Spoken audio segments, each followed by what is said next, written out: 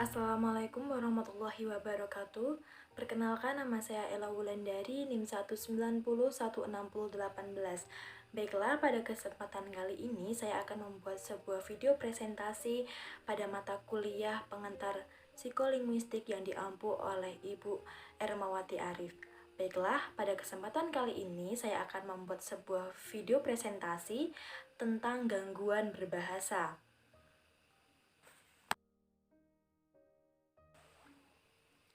Baiklah, materi yang pertama adalah tentang konsep gangguan berbahasa. Berbahasa merupakan sebuah proses mengeluarkan pikiran dan perasaan dari otak secara lisan dalam bentuk kata atau kalimat. Proses tersebut bersifat kompleks karena mensyaratkan berfungsinya berbagai organ yang mempengaruhi mekanisme berbicara, berpikir, atau mengolah buah pikiran ke dalam bentuk kata-kata, serta modalitas mental yang terungkap saat berbicara yang juga ditentukan oleh faktor lingkungan. Otak menerima dan memahami masukan bahasa melalui telinga. Fungsi otak dan alat bicara yang baik akan mempermudah berbahasa dengan baik.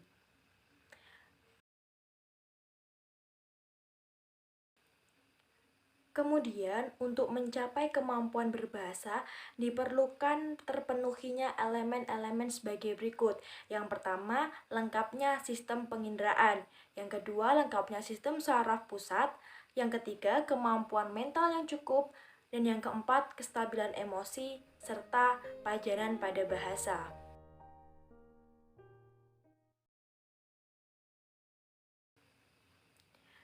Manusia yang memiliki fungsi otak dan alat bicara yang normal akan bisa berbahasa dengan baik, dan sebaliknya, mereka yang memiliki gangguan fungsi otak dan alat bicara akan memiliki hambatan dalam berbahasa yang bersifat memproduksi bahasa atau menerima bahasa.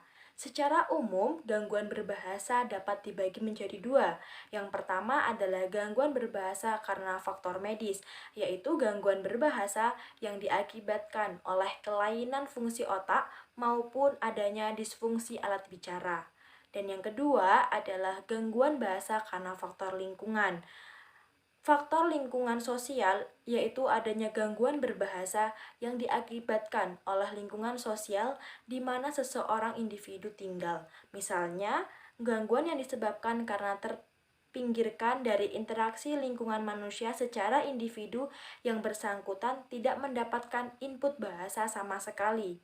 Gangguan berbahasa berdampak pada dua hal sebagai berikut. Yang pertama, lambat dalam pemerolehan bahasa, di mana sebagai contoh, anak berusia 5 tahun memiliki kompetensi bahasa setara dengan anak usia 2 tahun. Dan yang kedua, menyimpang dari bentuk baku, di mana anak memperoleh bahasa dengan urutan yang berbeda dari kebanyakan anak, atau anak tersebut memiliki kemampuan yang sangat berbeda dari penutur asli bahasanya itu sendiri.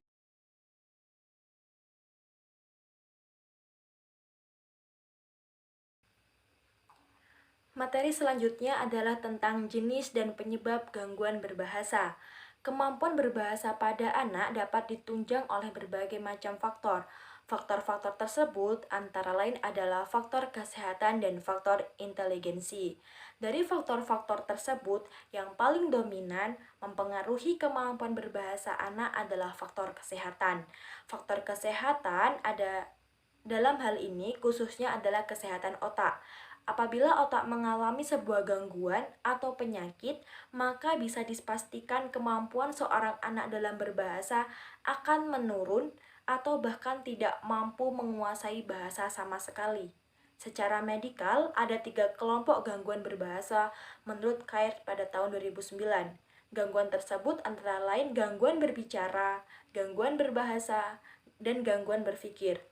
Ketiga jenis gangguan ini masih bisa disembuhkan sepanjang penderita mempunyai daya dengar yang normal.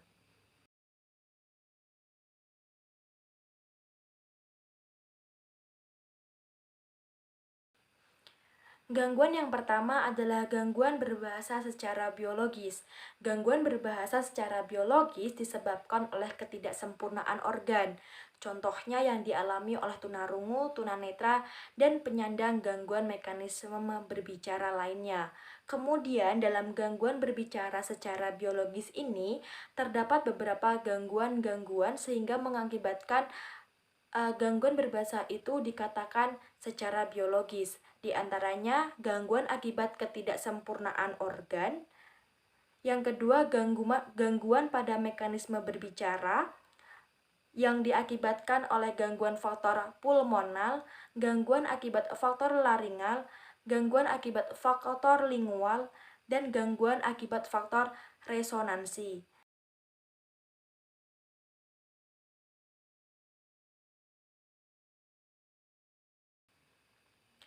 Gangguan pada mekanisme bicara.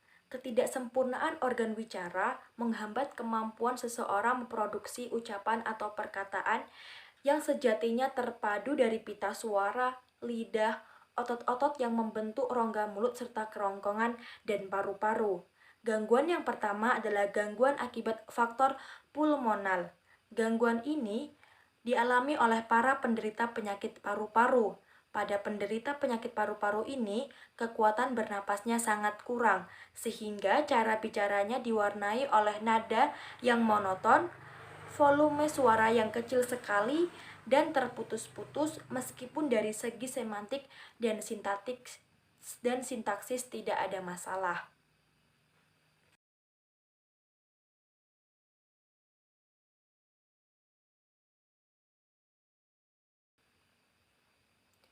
Kemudian gangguan akibat laringal. Gangguan pada pita suara menyebabkan suara yang dihasilkan menjadi serak atau hilang sama sekali. Gangguan berbicara akibat faktor laringal ditandai oleh suara yang serak atau hilang tanpa kelainan semantik dan sintaksis. Artinya, dilihat dari segi semantik dan sintaksis, ucapannya bisa diterima.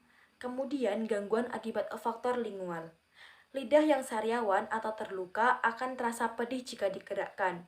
Untuk mencegah rasa sakit itulah cara berbicara diatur dengan gerak lidah yang dibatasi. Dalam keadaan seperti ini, maka pengucapan sejumlah fonem menjadi tidak sempurna. Yang keempat adalah gangguan akibat faktor resonansi. Gangguan akibat faktor resonansi ini menyebabkan suara yang dihasilkan menjadi sengau. Misalnya, yang diderita orang sumbing akibat gangguan resonansi pada langit-langit keras atau palatum pada rongga mulut.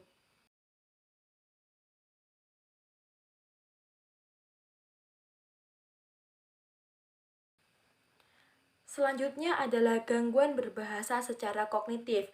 Yang pertama ada demensia. Istilah demensia mencakup diagnosa yang luas sebagai simptom dari kemunduran intelektualitas akibat perubahan jaringan di sel otak. Orang yang menderita demensia menunjukkan banyak gangguan seperti agnosia atau kesulitan mengenali objek melalui rangsang indera, kemudian apraksia, ketidakmampuan melakukan perbuatan kompleks dan tangkat menurut kehendak, dan yang ketiga adalah amnesia, yaitu gangguan memori, kemudian perubahan kepribadian, perubahan perilaku, dan kemunduran dalam segala macam fungsi intelektual.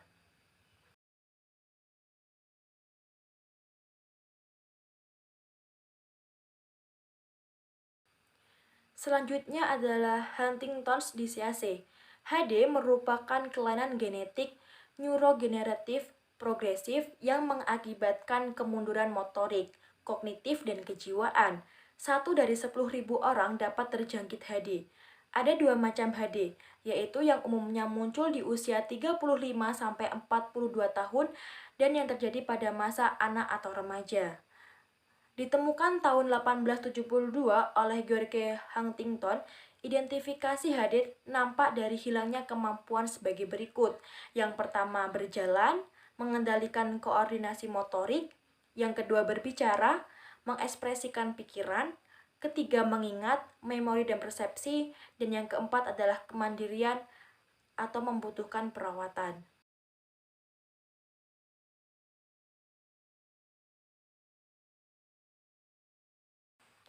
Selanjutnya adalah schizophrenia. Schizophrenia adalah gangguan berbahasa akibat gangguan pikiran. Kemudian yang keempat adalah depresif.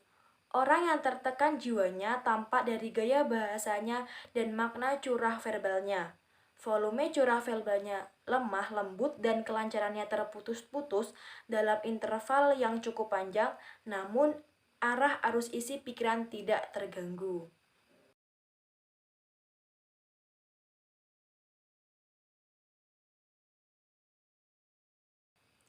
Selanjutnya, gangguan yang ketiga adalah gangguan berbahasa secara psikogenik. Dalam gangguan berbahasa secara psikogenik, yang pertama adalah berbicara manja. Disebut berbicara manja karena ada kesan keinginan untuk dimanja sebagai anak kecil yang membuat perubahan pada cara bicaranya. Yang kedua adalah berbicara kemayu. Berbicara kemayu mengacu pada perangai kewanitaan yang berlebihan yang dalam hal ini ditunjukkan oleh seorang pria. Berbicara kemayu dicirikan oleh gerak bibir dan lidah yang menarik perhatian dan lafal yang dilakukan secara menonjol atau ekstra lemah gemulai dan memanjang. Yang ketiga adalah berbicara gagap.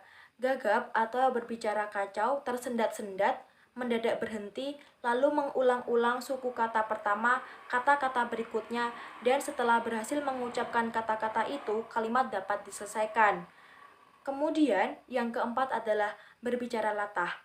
Latah atau ekolalia yaitu perilaku membeo atau menirukan ucapan orang lain. Ini merupakan sindrom yang terdiri atas curah verbal repetitif yang bersifat koprolala dan gangguan lokomotorik yang dapat dipancing.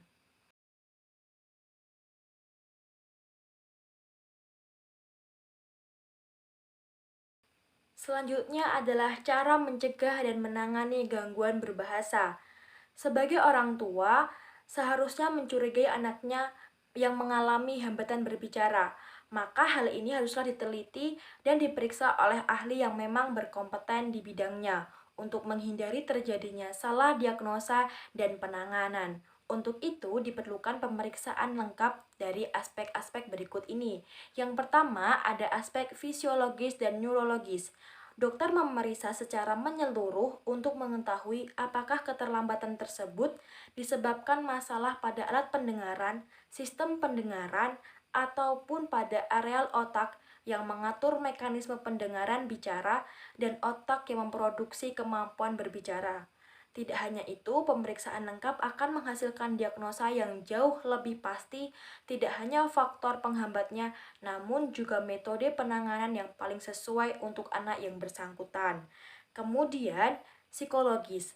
Pemeriksaan secara psikologis juga diperlukan untuk memahami fungsi-fungsi lain yang berhubungan dengan kemampuan berbicara dan berbahasa, seperti tingkat inteligensi serta tingkat perkembangan sosial emosional anak. Pemeriksaan secara psikologis ini juga dimaksudkan untuk melihat sejauh mana pengaruh dan hambatan yang dialami anak terhadap kemampuan emosional dan intelektualnya.